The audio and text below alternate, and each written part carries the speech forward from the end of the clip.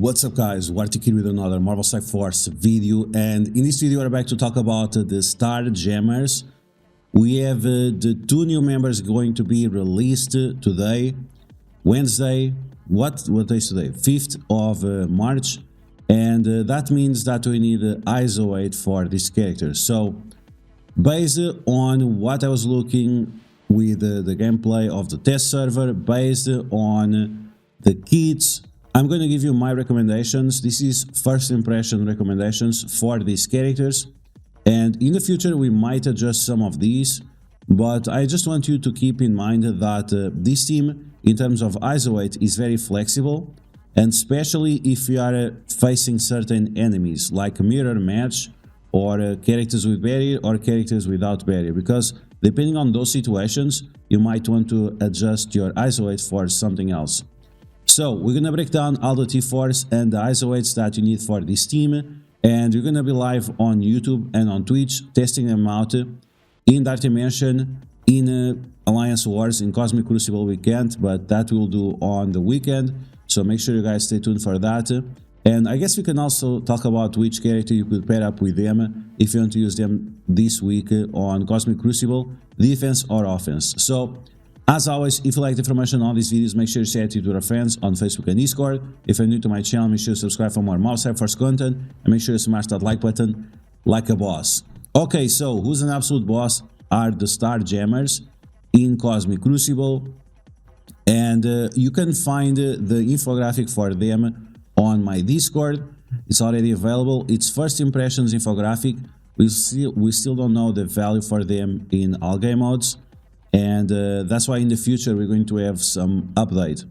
Now here on top we have Lilandra, and I put her with dark promotion credits. She's not dark promotion credit, but her diamonds are not going to be available for like 6 months plus. So she's not dark promotion, but she kind of is like dark promotions, let's be honest. And we don't know for sure when she's going to have the diamonds available. Right now we have a promotion in game where you have to buy the Premium Plus Battle Pass and Strike Passes to get her diamonds, up to 2 diamonds, and after that it has to be through a leaderboard. So keep that in mind. If you are interested on maxing out your Lilandra, look out for those offers. Now these infographics, you can find them on my Discord. The link should be in the description. Arctic Club, and you have a section for each of the teams, and in the discussion if you have any questions, so make sure you add out there. Okay, so all this information is based on the multiple playtests that the Envoys did, also based on my interpretation of the characters and some experience with the older characters as well. And yeah, I watched through all of these for multiple hours, and I saw some mistakes that some people made, and specifically on the ISO 8, and we'll talk about that specifically at the end of the video. Okay, let's start off with the T4s, because as you guys can see, this team requires a lot of T4s, and some of those T4s, they are only valuable in Cosmic Crucible. So if it has orange color, it means the T4s are good in all game modes. If it has the purple color, it means the T4s are only good in Cosmic Crucible. We're gonna start off with Rocket. With his basic, is going to do additional damage to multiple targets and additional crit chance. Depending on your ISO 8, this T4 might be better if you have Striker or Raider. It depends on the situation. That's why I said you have to be flexible with ISO 8. In different matches you want to use different ISO 8. If you have this guy as a Striker, of course this T4 is going to be significantly better. If you have him as a Raider, it's not the worst, it's just that you are not going to use the basic often, so keep that in mind. Most of the times Rocket is going to do his special and his ultimate and then his special again, so it's going to be very uncommon for you to do his basic. Now the T4 on the basic, we have more damage from your main attack, and then you always call a target for assist. This is a decent T4, but if you are facing a lot of characters that stop assists, which is not super common right now, but it will be more common in the future, this T4 is not as good. So if you just want to leave it without T4, that's okay. You still have the 60% chance to assist. Otherwise, you can go for the guaranteed, but yeah. I think this T4 is more important when you are using these characters on defense, For example, like Odin in Alliance Wars or something like that, right? Or at least until you have the full team.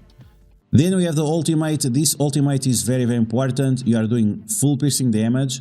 And if Groot is an ally, you're gonna flip all negative effects on Rocket and on Groot.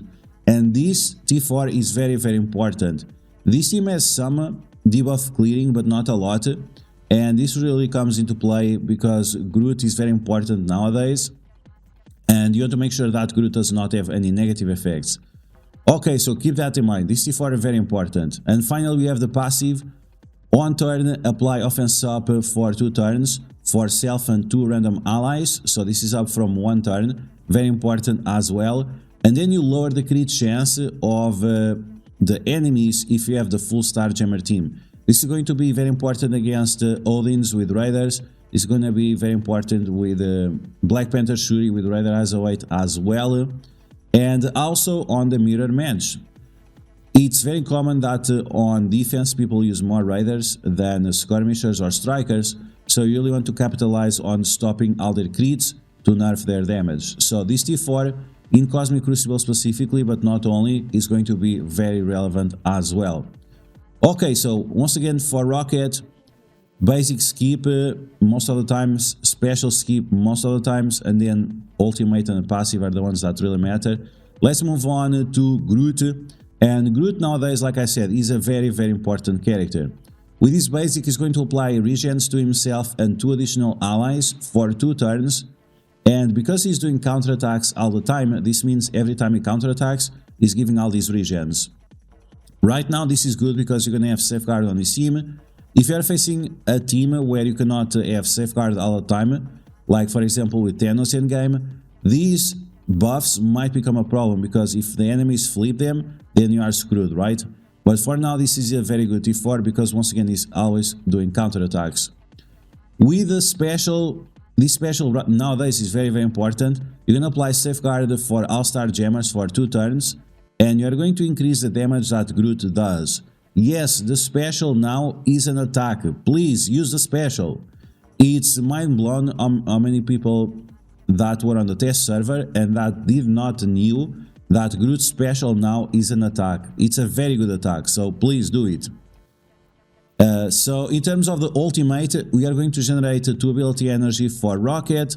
This is going to allow us to do the special and the ultimate more often, and this is why I said that it's very uncommon for you to use the basic with Rocket.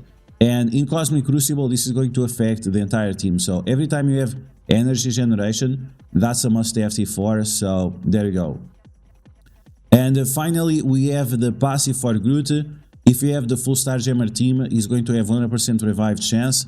And every time he dies, he's going to apply buffs to the team. So you want him to die and revive as often as you can. So you definitely want to do this T4. So in terms of T4s for Groot, I will do all of them except the basic.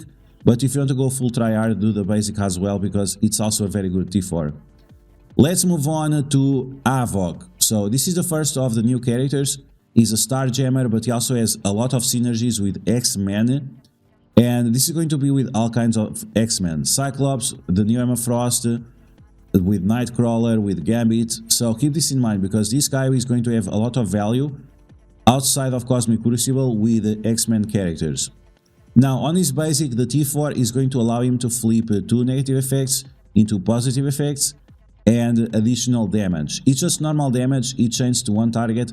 This is not super impressive, but once again, depending on which ISO weight you are using, if Striker or Raider, if you have this guy with counterattacks or not, based on X-Men or with Starjammers, then this T4 is going to be way more valuable. So keep that in mind. At the beginning, you might not find a lot of value on this T4, but he might grow on you throughout time.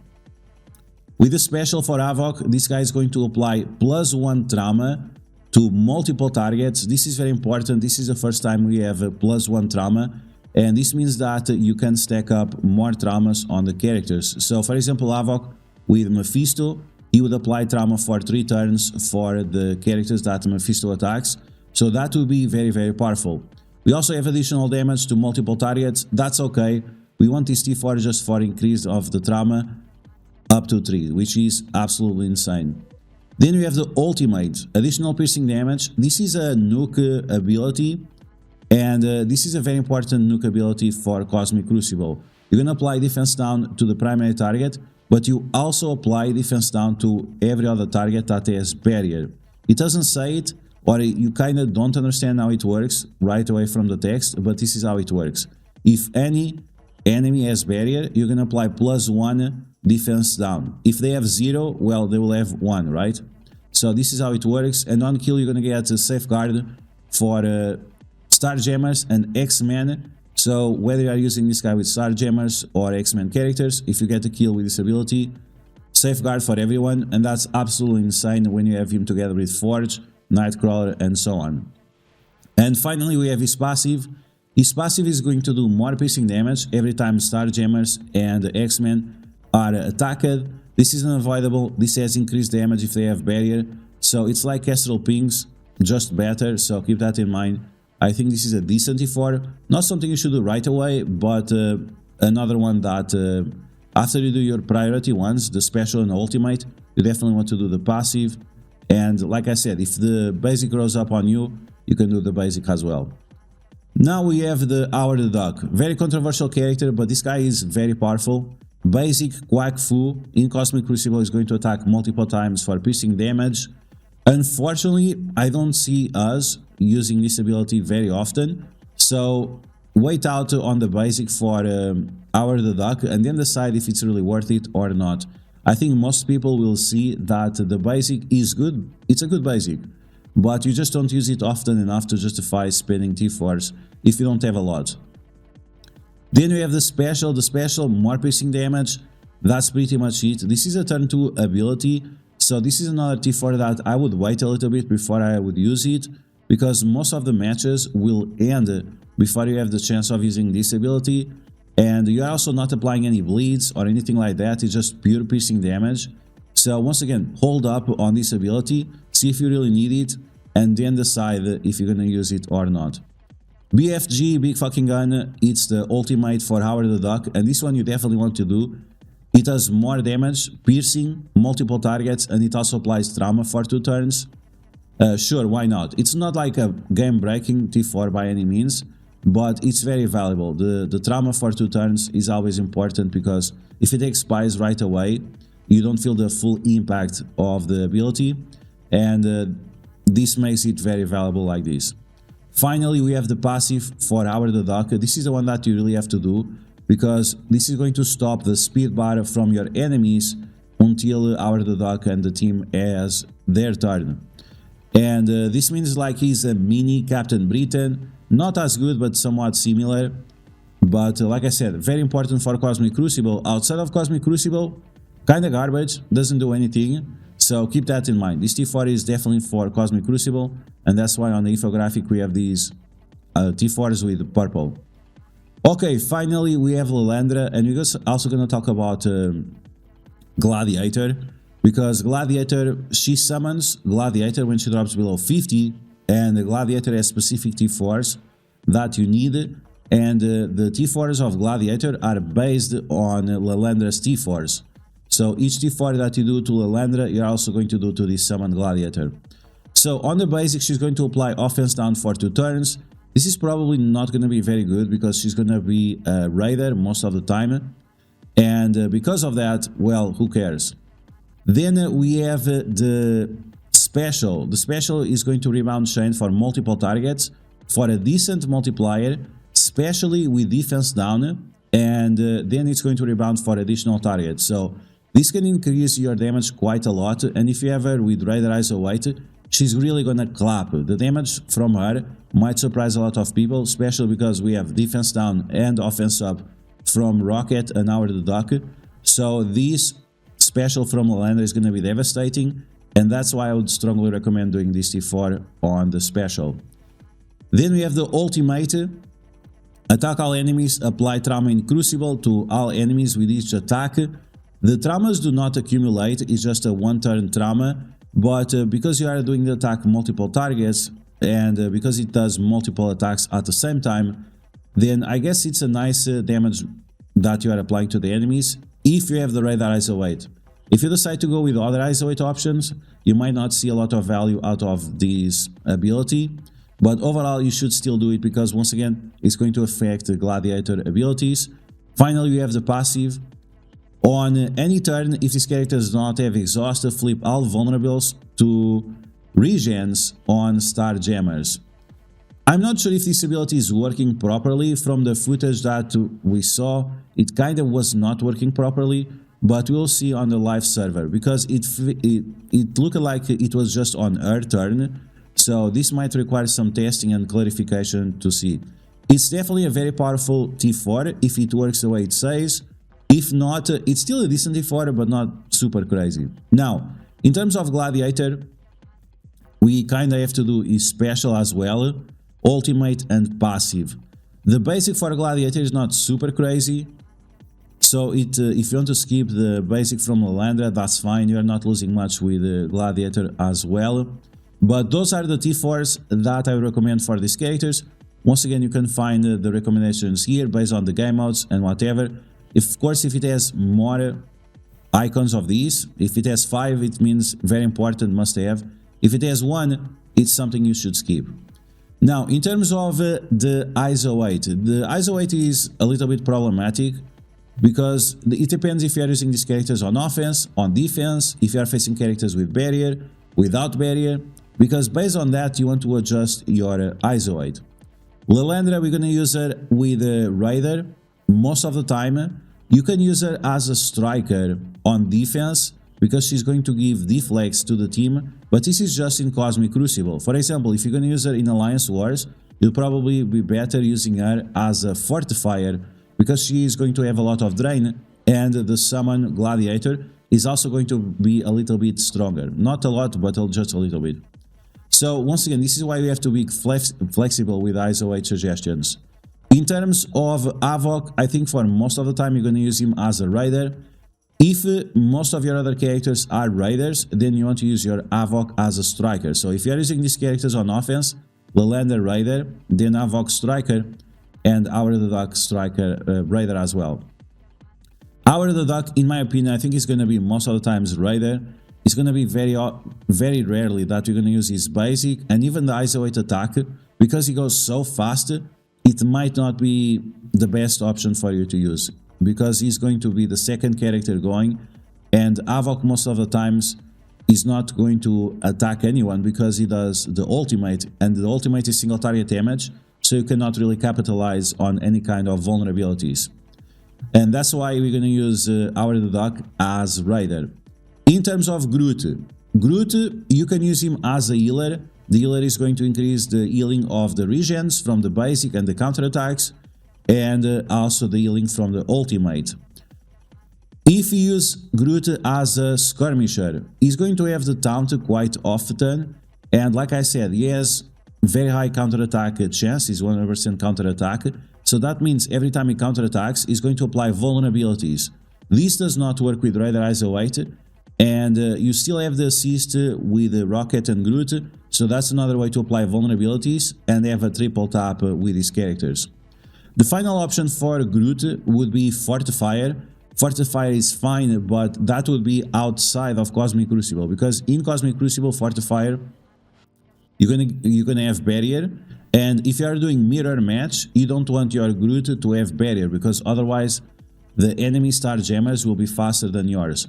So once again, depending if you are doing mirror match or not, or if you are facing enemies with barrier or not, or enemies with Fortified ISO 8, you want to adjust your ISO 8 a little bit. And finally, we have Rocket. Most people are probably going to use Rocket as a Raider. If you want to be very techy, you can use Rocket as a striker, especially if you are using Groot as a skirmisher. This is going to be to increase like the damage output the highest possible. That's going to be the setup. But overall, if you want to use Rocket and Howard, Lilandra as Raiders, that's fine. Just make sure you're not using Havok as a striker. You don't need to have a striker on the team, but Havok is the one that really benefits out of the striker because he flips the negative effects into positive effects. Okay, all of these characters are very powerful. They are all worth diamonds for Cosmic Crucible. Outside of Cosmic Crucible, I'm not really sure. We have to test them out if they are going to be any good or not. The envoys say that they are trash in war. I don't really agree with that. We'll see about that if it's going to be the case or not. And once again, you can split a team with different characters, with Guardians, with X-Men, and give them value in that specific way. So keep that in mind. Okay, finally, we're going to talk about the position of the team. In my opinion, you should have Groot in the corner. Because he is going to have taunt and because he's going to have counter-attacks, you can set him in the corner. If you feel like this is not the case, then put Groot in the middle with Havok and Lilandra, and then put Howard the Duck and Rocket outside. If you, once again, if you feel like you're gonna have taunt, if you are facing a team that does not have like a ton of disrupts, you can use Groot in the corner, followed by Lilandra, Rocket, Havok, and Howard the Duck. But once again, if you are facing a team that has a lot of disrupts, then you want to put Groot in the middle, followed by Havok, Lilandra, and then once again in the corners, Howard the Duck and Rocket. In the future, we're gonna see and rate how good they are in other game modes, but this is all we can expect for now with this team, and those are going to be my recommendations. Once again, you can find all of this information on my Discord. The link should be available on the description of the video, and I think you can search it on Google, should be easy to find. And that's gonna be all for now, guys. So I'm gonna see you today on the live stream on YouTube and on Twitch. There are gonna be Twitch drops, all those things, if you still don't have them, and you're gonna be testing out this team live and see if my suggestions were good or not. I think they're gonna be very good, very close to perfection. But we'll see. So that's going to be the video, guys. I hope you guys enjoyed. If you did, make sure to smash that like button. And if you found the information helpful, make sure to share it with your friends on Facebook and Discord. If you're new to my channel, make sure to subscribe for more Marvel Strike Force content. And I'll catch you guys later.